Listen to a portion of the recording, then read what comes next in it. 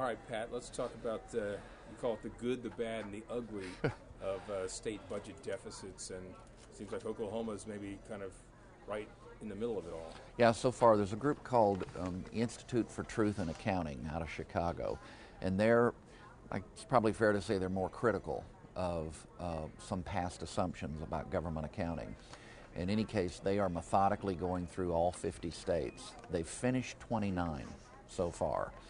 And Oklahoma falls 18th best or 12th worst, depending on how you want to look at it, in terms of the government's debt. And they use terms like true debt because they really burrow in on pensions that are unfunded. And we've discussed before in conversations on News 9, Oklahoma being in the teachers' retirement system, for example, under 50% adequacy, and you need to be at an 80% threshold. In any case, this group really burrows into that, and they're critical. So you have to keep that in mind.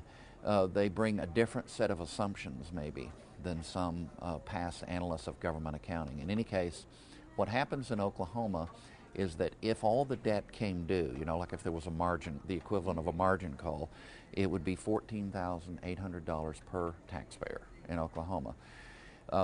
Perhaps of greater concern, of the 7 states in the region, by this group's accounting, we're the second worst. Only Louisiana is worse at $20,300 per person.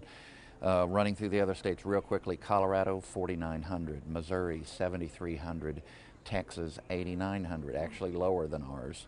Kansas, $9,500, New Mexico, $12,500. Those are the touching states for Oklahoma. It's an issue of concern, and if you'll remember, a few weeks ago, Senator Bingman, the president pro tem, when he laid out the Republican agenda for this legislative session, he kept coming back to, well, there's the $600 million, it looks like a $600 million plus or minus gap in terms of adequate funding for what we're already projecting to spend.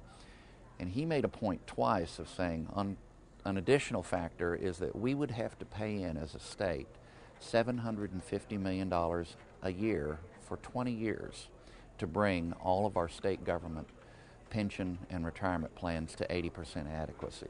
That's a pretty breathtaking prospect when you think about it. You can do a lot with $750 million in terms of proactive spending, and instead we need to be focusing on that, and it's the only responsible thing for the legislature to do. So I look for that to be a big issue. The overall government debt, hidden debt that's offline, if you will, and then in particular the pension and retirement plans. Of course, the heads of those pension systems say we don't need to. 80% is an optimal number, but we're doing okay right now at where even the teacher retirement systems say we're getting by. We're not going to go broke here in a couple of years.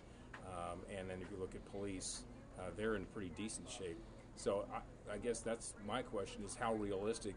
I mean, it's not like we have to be paying in $750 million for the next 20 years. Yeah, there's a reason for the 80% as a benchmark in accounting, and that reason is what if. And there's lots of what if scenarios. Economists have for the last few months been referring to something called the cliff.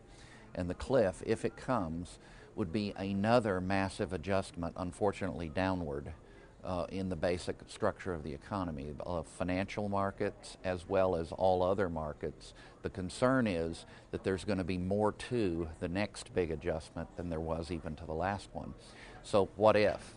If you start having those kinds of problems, we could be in a serious challenge in Oklahoma. So the 80% remains a reasonable benchmark, and until we get there on all our programs, police and fire is well funded. Will Banks has done a good job the last couple of years. It's clear from the data in terms of investment compared to what was going on before, but still we're at that 47-48% ratio, which is not enough.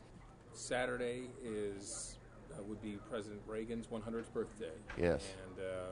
And that means a lot to a lot of people across this country and right here in Oklahoma. It means a lot to me. I had the privilege of knowing President Reagan. We weren't close intimates or anything, but I sat through many meetings with him in the course of the 1980s during my time in Washington. Got to interview him once as a journalist. Really a remarkable and unusual person. He was kind of private and reserved, hard to know. It's often been said that his only really close friend was his wife, Nancy. There's truth to that.